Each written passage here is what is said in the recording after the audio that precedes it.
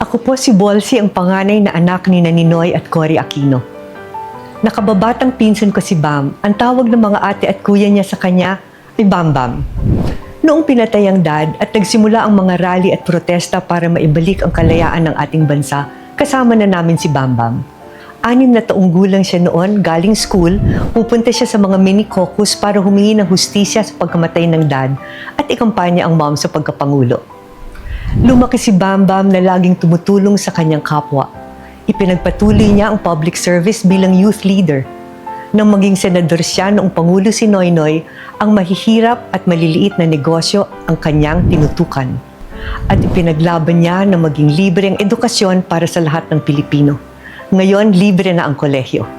Kaya sa darating na halalan, muling humihingi ako ng tulong sa inyo.